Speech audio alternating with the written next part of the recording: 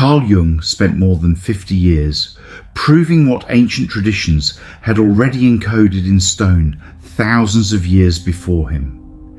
That the weight you're carrying, the anxiety, the patterns that repeat, the wounds that never fully heal, is not a malfunction.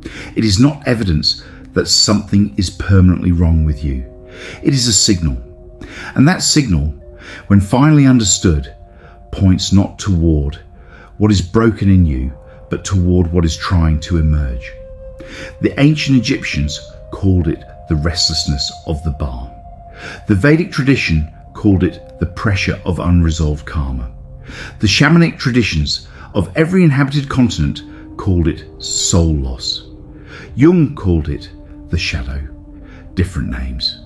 The same recognition that the suffering you cannot explain, the patterns you cannot escape, the heaviness that has no clear cause, are not random. They are the deeper self insisting, with increasing urgency, on being heard. This video is about what Jung proved, and what the ancient traditions already knew, about the nature of trauma, the mechanics of the shadow, and what genuine healing actually requires. Not management, not coping, transformation. By the end of this video, you will understand why the thing you have been trying to escape is the very thing that holds the key to the life you have been trying to find. There is something you have been carrying for a long time. You may not call it trauma. You may call it anxiety, or a tendency to self-sabotage, or a pattern of attracting the wrong relationships, or a vague but persistent sense that something inside you is broken, that other people seem to move through life with an ease that you cannot access, no matter how hard you try. You may have spent years trying to fix it. Therapy, self-help books, meditation apps, motivational frameworks, and some of these have helped, at least partially, at least sometimes. But the anxiety itself, the underlying current, the fundamental orientation of a nervous system that seems to be permanently tuned to the frequency of threat, has persisted, has returned, has found new forms and new triggers, even when old ones have been managed. And somewhere in the long history of your relationship with this feeling, you have probably arrived at a conclusion. A quiet, stubborn, deeply held belief that this is your fault, that it is evidence of some fundamental inadequacy that better constructed people simply do not have.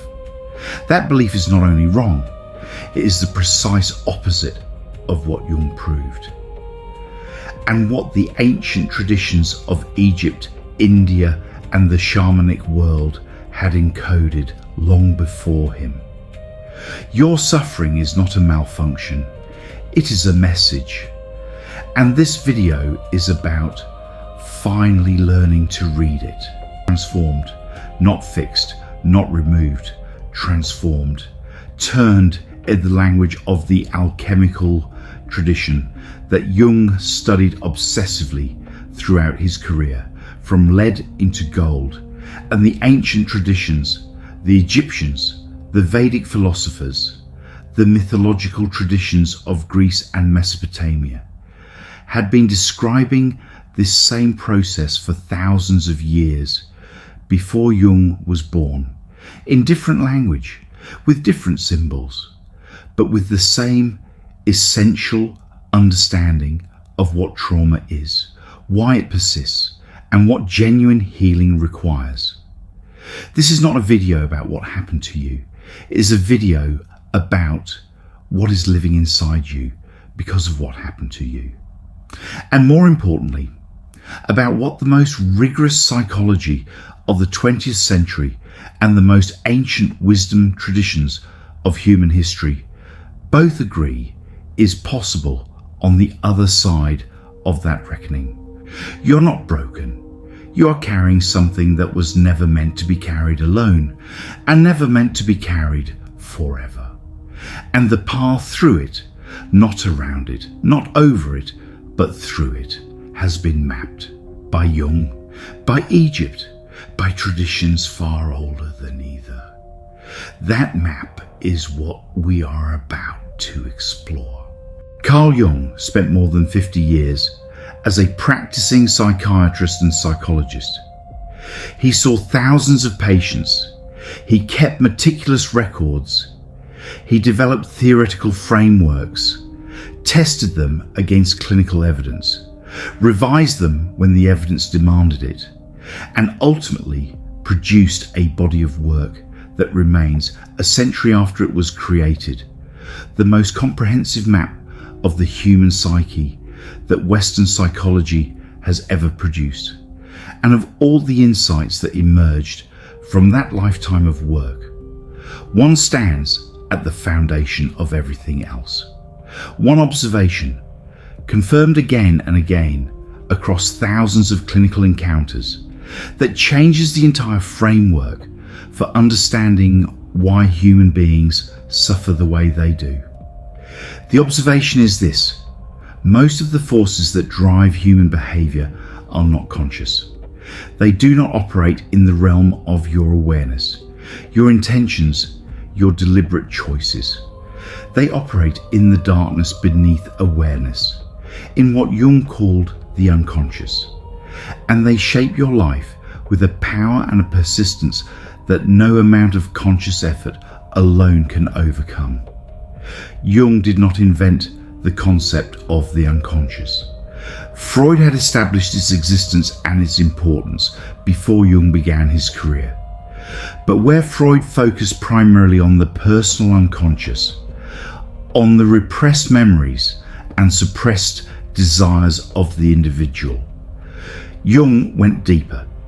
He proposed that beneath the personal unconscious, there is another layer, the collective unconscious, a dimension of the psyche that is not personal at all, but universal, shared by all human beings, across all cultures and all of history, and populated by what Jung called archetypes, primordial patterns of experience that shape human life in ways so fundamental that they appear independently in the myths and symbols and dreams of every civilization that has ever existed. This distinction matters enormously for understanding trauma, because trauma does not simply create a wound in the personal layer of the psyche. It creates a wound that resonates with the deepest archetypal structures of human experience. It activates the archetype of the wounded hero, the lost child, the abandoned soul, patterns so fundamental, so universal, so deeply embedded in the structure of human consciousness that they have their own momentum, their own logic, their own way of perpetuating themselves across time. This is why trauma is so persistent. This is why things that happened years ago continue to shape your present, not because you are weak or haven't tried hard enough, because the wound has roots in layers of the psyche that lie below the reach of conscious effort, in the depths that Jung spent his career mapping, and that the ancient wisdom traditions had been describing in mythological form since the beginning of recorded human culture. Jung's specific contribution to the understanding of trauma was his concept of the complex. A complex in Jungian psychology is a cluster of emotionally charged memories, beliefs, and patterns of response that form around a wound, like scar tissue forming around a physical injury. The complex operates autonomously. It has its own logic, its own triggers, its own way of perceiving situations that resemble, even distantly, the original wound. And when it is activated, when something in the present environment triggers the pattern, it takes over, not partially, completely. In the moment of activation, the complex is running the show, and the conscious self, the part of you that is trying to be rational, to be measured, to respond to the present rather than the past, is temporarily sidelined. You have experienced this. Everyone who has experienced significant trauma has experienced this. The moment when a present-day situation suddenly feels far more dangerous, far more threatening, far more charged than the objective facts would suggest. When a tone of voice, or a particular kind of silence, or a specific type of criticism triggers not a considered response, but a flooding, overwhelming reaction that seems disproportionate and that you cannot fully control. That is the complex activating. That is the wound from the past reaching into the present. That is exactly what Jung described with clinical precision, and exactly what the ancient traditions described in mythological language as the shadow, as the underworld, as the force that must be faced before the hero can complete the journey. Jung spent his life proving that this force is not your enemy. It is not a sign that something has gone permanently wrong with you. It is the part of you that is still trying to protect you from a danger that once was real. And it can be transformed, not by fighting it, not by suppressing it, but by bringing it into the light. Long before Carl Jung mapped the unconscious, long before modern psychology had a language for trauma, for the complex, for the wound that perpetuates itself across time, the ancient traditions of the world had already described the same territory, with different words in different symbolic languages, but with a precision and a depth that once you recognize the correspondence is impossible to dismiss as coincidence. The ancient Egyptians had a concept that sits at the center of their entire understanding of the soul and its journey. A concept that translates imperfectly but essentially as the shadow of the dead. The Egyptians understood that unresolved experiences that had not been fully processed, fully understood, fully integrated, did not simply disappear. They persisted.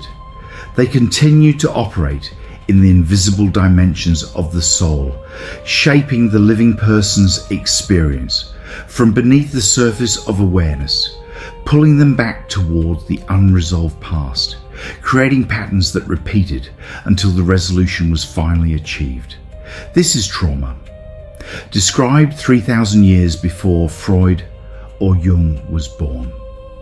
The Egyptian initiatory tradition, the system of practices designed to guide the soul through the levels of its own inner world, was at its core a technology for confronting and integrating exactly these unresolved forces. The journey through the Duat, the hidden realm, the underworld of Egyptian cosmology, was not simply a description of what happens after death. It was a map of the inner journey that every human being must make if they are to become whole. A descent into the depths of the unconscious, a confrontation with the forces that live there, and an emergence transformed.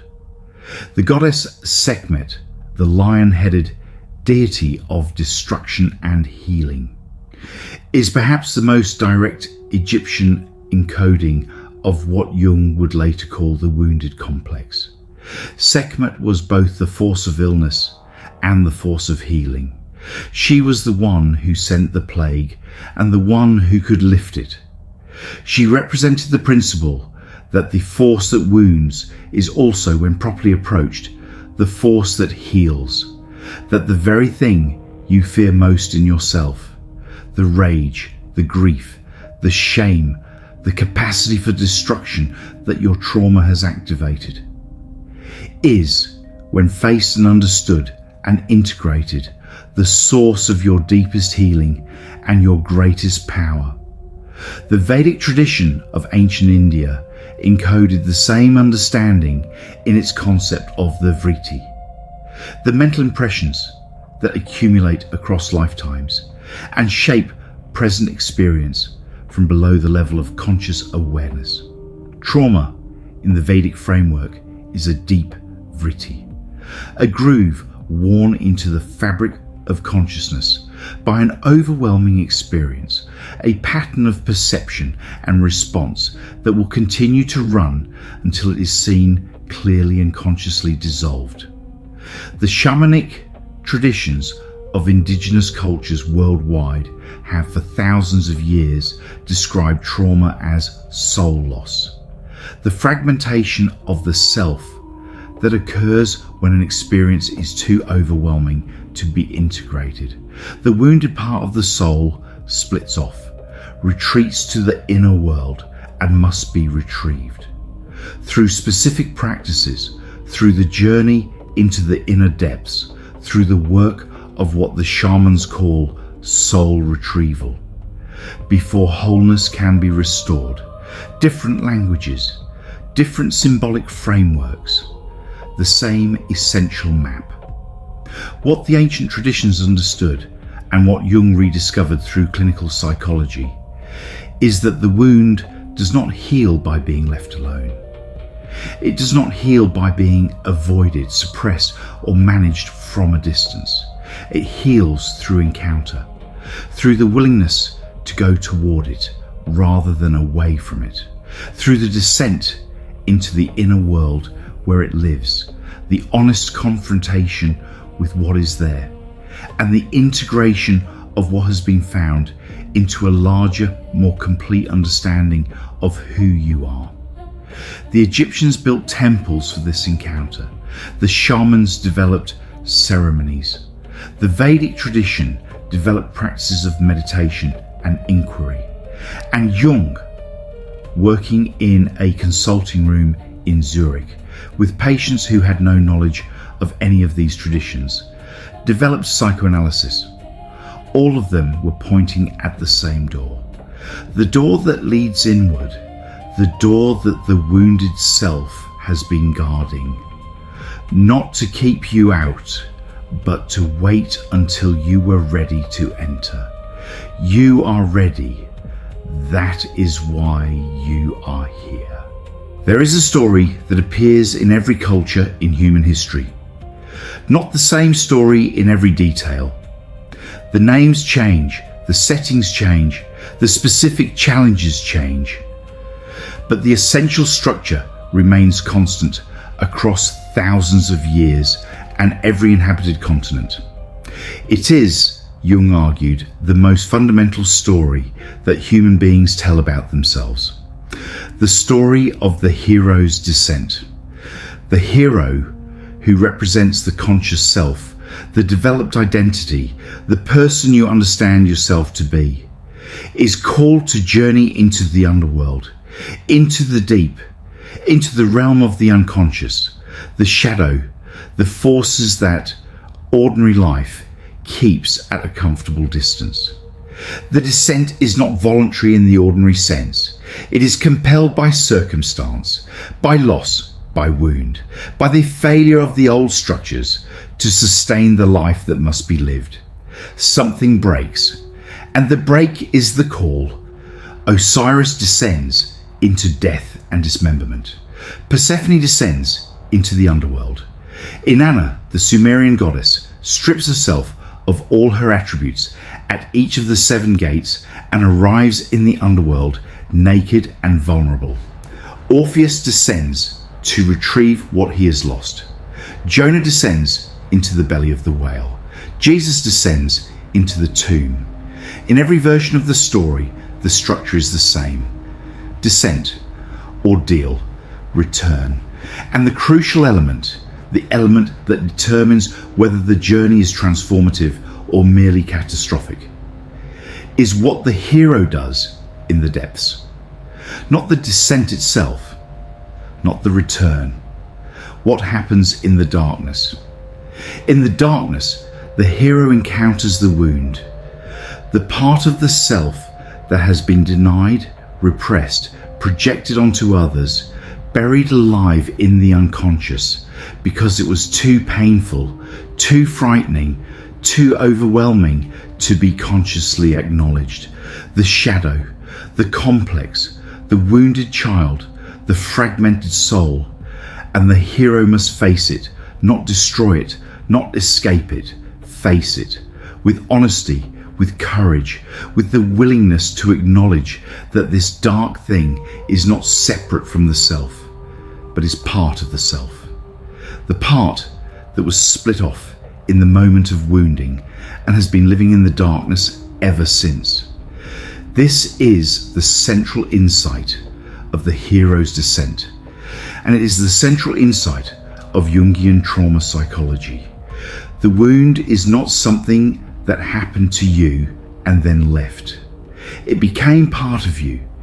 It became, in fact, the part of you that is trying hardest to protect you, that is working overtime every day to prevent you from ever experiencing again the thing that once shattered you.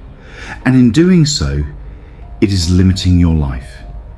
It is keeping you away from relationships, from opportunities, from experiences that your deeper nature is calling you toward. Because the wounded part cannot distinguish between the original danger and the present that merely resembles it. The descent is the willingness to go to where that part lives, to look at it directly, to say, I see you. I know what you are protecting me from. I know why you have been doing what you have been doing. And I am here now to meet you, not to destroy you, not to suppress you, but to understand you well enough that we can finally move forward together. This is what the Egyptian initiatory tradition was designed to facilitate. This is what the shamanic soul retrieval ceremony was designed to accomplish. This is what Jung's depth psychology was designed to enable. The descent into the inner world, the encounter with the wound in its own territory, the beginning of the integration that makes wholeness possible. The ancient traditions knew something that modern culture has largely forgotten, that this descent is not a sign of breakdown, it is a sign of readiness, the moment when the psyche has accumulated enough strength, enough consciousness, enough genuine desire for wholeness to begin the journey that the wound has been waiting for all along. You have been carrying the wound for a long time. Something in you, something that chose to encounter this material, that recognized in the title of this video something it needed to hear, is telling you that the readiness is here. The descent begins with a single recognition, not an intellectual one, a felt one. The darkness you have been afraid of is not your enemy. It is the part of you that is waiting to be found. Of all the concepts that Carl Jung contributed to human understanding, none has proven more enduring, more practically useful, or more universally resonant than the concept of the shadow. The shadow, in Jungian psychology, is not simply the dark side of the personality. The impulses toward aggression or selfishness or cruelty that social conditioning teaches us to suppress. It is broader and deeper than that. The shadow is everything that the conscious self has rejected, everything that did not fit the image of who you were supposed to be, the image that your family, your culture, your early experiences taught you was acceptable, lovable, safe. Everything that you learned early and thoroughly to disown. For some people, the shadow contains rage, the anger that was too dangerous to express in a household where emotional volatility meant real threat. For others, it contains grief, the sadness that was not allowed, the tears that were met with impatience or contempt, the vulnerability that was punished rather than received. For others still, It contains desire, the wants and needs and longings that were too large, too inconvenient, too threatening to the people around them to be acknowledged. But here is what makes the shadow so crucial to understanding trauma, and so consistently misunderstood in popular psychology. The shadow does not only contain what is dark, it also contains what is powerful, what is authentic, what is most genuinely alive in you. The person who was taught that their intelligence was threatening contains in their shadow a formidable mind that has never been fully deployed. The person who was taught that their sensitivity was weakness contains in their shadow an extraordinary capacity for perception and empathy that has been turned inward as self-criticism rather than outward as gift. The person who was taught that their anger was destructive contains in their shadow the energy for the boundaries they have never been able to hold and the changes they have never been able to make. The shadow is not the enemy. The shadow is the reservoir of everything you have been told you are not allowed to be. Jung famously said that meeting the shadow is the apprentice piece of the inner journey, not the masterwork. The confrontation with the deeper archetypes comes later, but the necessary first step, because until you have acknowledged what you have been disowning, you cannot see clearly, you cannot relate honestly, you cannot choose freely. You are always, in some sense, managed by the rejected parts of yourself that are operating from below the threshold of your awareness. The ancient traditions knew this. The Egyptian god Set, the god of chaos, the desert, the violent and unpredictable force that disrupts the divine order, was not simply a villain in the Egyptian cosmological drama. He was a necessary force, the force that disrupts complacency, that refuses to be domesticated, that insists on the reality of chaos within the divine order. The Egyptian initiatory tradition did not teach its students to destroy Set. It taught them to integrate him, to bring the force of disruption and wildness and primal energy into a conscious relationship with the principles of order and beauty and truth that Ma'at represented. Integrate, not destroy. That was the Egyptian teaching, that is the Jungian teaching, and that is the teaching that every effective approach to trauma across every tradition that has ever seriously grappled with the question of human healing arrives at eventually. The shadow that your trauma created, the part of you that became hard or numb or rageful or terrified or compulsive or controlling or invisible in response to what happened to you, is not something to be excised. It is something to be understood. It is, if you can approach it with enough courage and enough curiosity, the doorway to the healing that everything you have tried so far has only been circling around because the force that wounded you left something in you. And that something, when it is finally turned toward the light, when it is finally seen and understood and integrated rather than fought or suppressed, reveals itself to be exactly the capacity you need for the next stage of your life. The shadow is not your enemy. It is your unfinished self, waiting to be completed.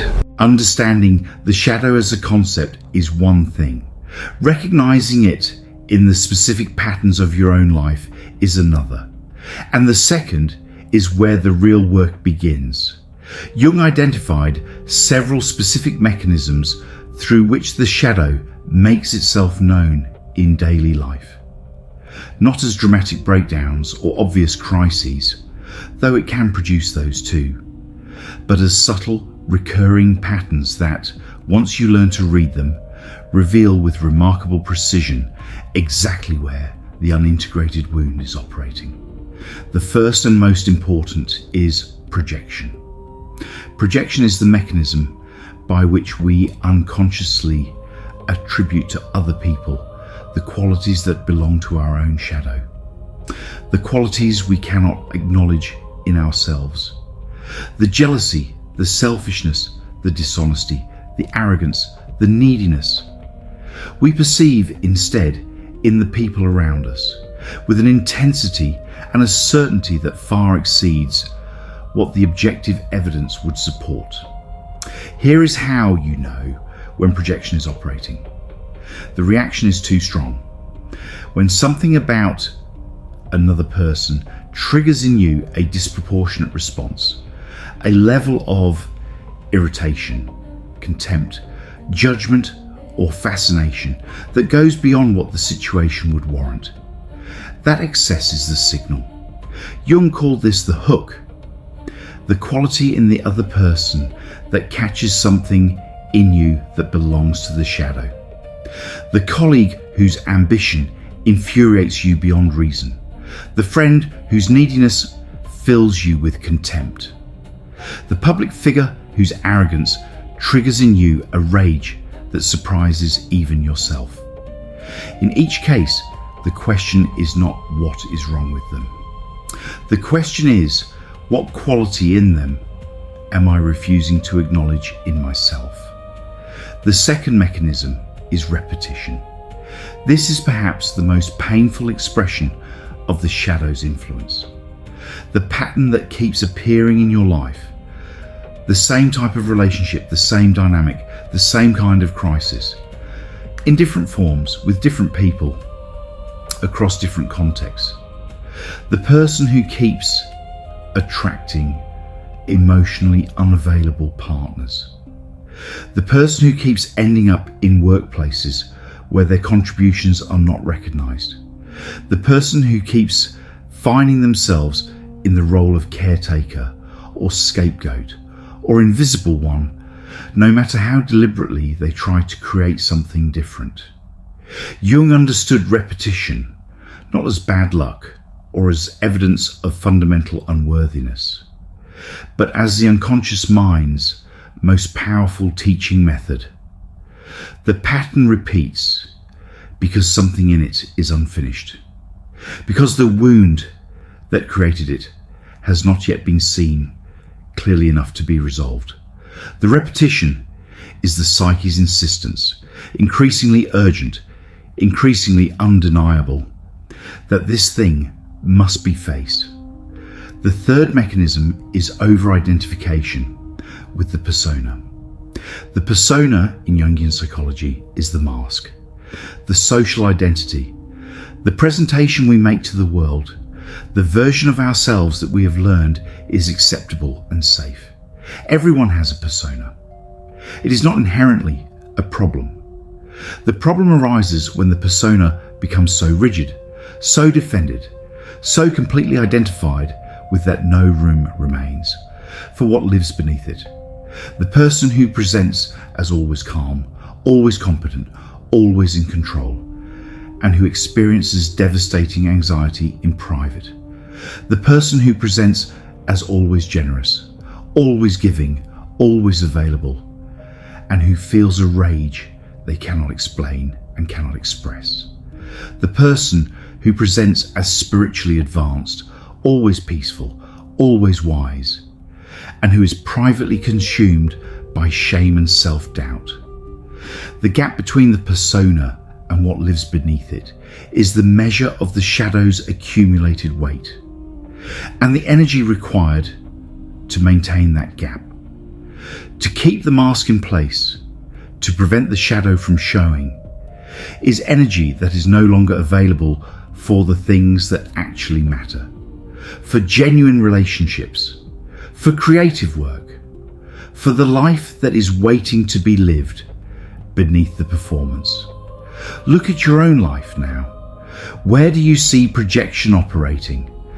The qualities in others that trigger you disproportionately. Where do you see repetition? the pattern that keeps appearing in different forms, asking to be finally resolved? Where do you see the gap between the persona you present and what you actually feel? Those are not accidents. Those are not character flaws. Those are the shadow showing you with extraordinary precision exactly where the unintegrated wound is waiting to be met.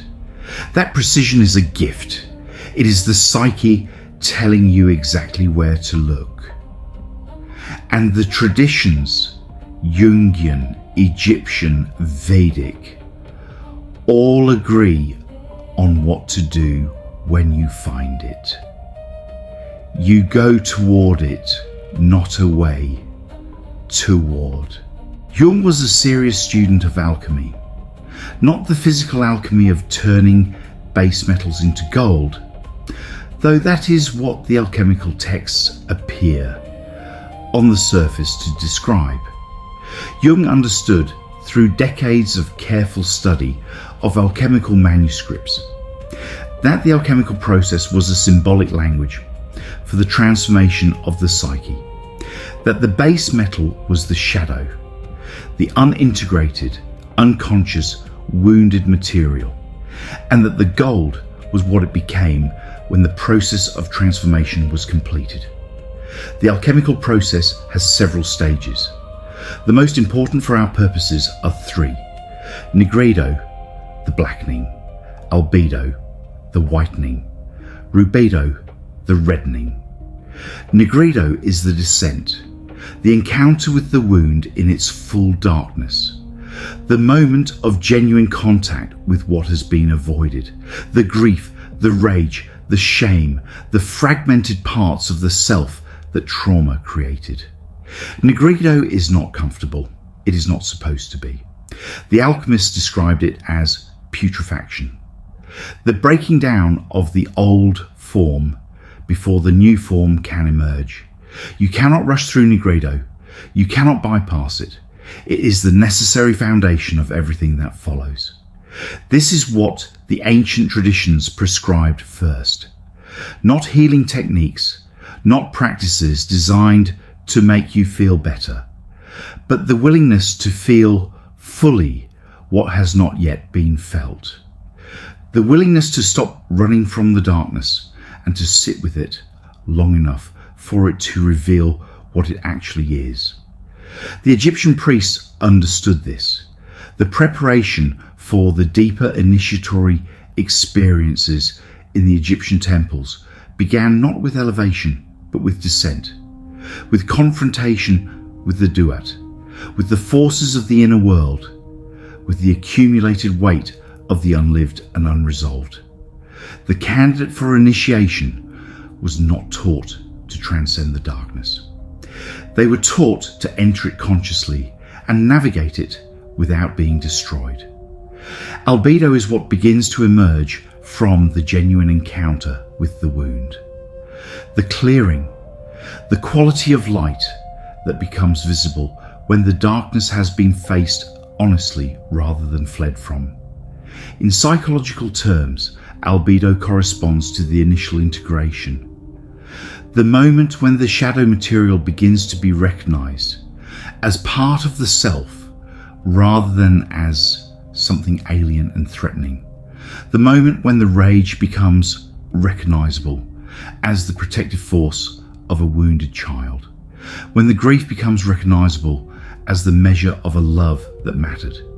When the shame becomes recognizable as the mark not of fundamental unworthiness, but of a specific wound in a specific moment that was never properly witnessed and held. The Vedic tradition called the beginning of this stage viveka, discernment, the growing capacity to distinguish between the real self and the wounded self, the beginning of the freedom that comes from recognizing that you are not your wound. You are the one who experienced the wound. Rubedo, the reddening, the gold, is the completion of integration, the stage at which the energy that was locked in the wound, that was using all its force to keep the traumatic pattern alive, is finally freed and becomes available for the life that is waiting to be lived. This is what the alchemists meant by the philosopher's stone. Not a physical substance, but a state of the psyche in which the base material has been transformed, the split has been healed, and the full energy of the self is available for the work that only that particular soul can do. The practical prescriptions of the ancient traditions are surprisingly consistent. Stillness, sitting with what is present rather than managing it. Witness consciousness, observing the inner world without immediately identifying with what is observed. Honest expression, giving form to what has been wordless. And relationship, because healing from relational wounds requires genuine connection with another consciousness that can receive what has been too long held alone. The goal is real. Jung saw it in his patients. The ancient traditions promised it to their initiates. Not a life without difficulty, the wound leaves its mark, but a life in which the wound has become a source of wisdom and depth and compassion that only comes from having genuinely travelled through the darkness and returned. That gold is what the wound has been holding for you all along. Block 08. You are not broken. You are in process. Jung died on June 6, 1961 in Küsnacht, Switzerland. He was 85 years old. He had spent more than 6 decades in direct engagement with the depths of the human psyche, his own and his patients. He had mapped territory that no one before him had mapped with such precision. He had demonstrated through clinical work and theoretical rigour and the evidence of his own inner life that the psyche is not a problem to be solved, but a process to be lived. A process whose darkest passages are also its most transformative. In one of his last interviews, asked what he considered the central task of human life, Jung said something that has stayed with everyone who has encountered it. He said that the fundamental question is not how do I get better? It is how do I become whole? The difference is everything. Getting better implies that there is a fixed, correct state. A version of you that is not broken, not wounded, not struggling, and that the goal is to return to it. It implies that the difficult you are in is a deviation from the norm, an error to be corrected, a deficit to be filled. Becoming whole implies something entirely different.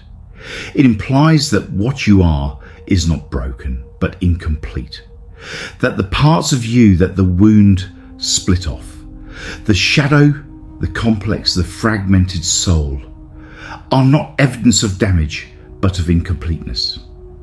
And that the journey is not back to something you once were, but forward to something you have not yet fully become. The ancient traditions, every one of them, understood this. The Egyptian initiatory tradition did not teach that the candidate for initiation was broken and needed to be fixed. It taught that they were incomplete and needed to be integrated. The Vedic tradition did not teach that the soul was damaged and needed to be repaired. It taught that the soul was covered, veiled by the accumulated impressions of unresolved experience, and that the work of a human life was the gradual removal of that veil, the progressive revelation of the light that had always been there beneath it. The shamanic tradition did not say that the person who had lost pieces of their soul was permanently diminished. It said that those pieces were retrievable, that the part of you that split off in the moment of wounding, the child who learned to disappear, the teenager who learned to perform rather than feel, the adult who learned to survive, by cutting off from the deepest parts of their own nature. That part is not gone. It is waiting in the inner world where it retreated, where it has been maintaining itself, where it has been hoping, with whatever hope it has left, that someone would finally come to find it, that someone is you. That is the message of every tradition that has ever seriously engaged with the question of healing. Not that healing comes from outside, from the right therapist, the right practice, the right understanding, though all of these can support the process, but that the deepest healing is an inside job, a homecoming, the self returning to itself across the distance that wounding created. You're not broken. You are a person carrying an unintegrated wound in a culture that has largely forgotten what integration requires. You are a person who has been using enormous amounts of energy to manage something that needs to be met rather than managed, to survive something that needs to be transformed rather than endured.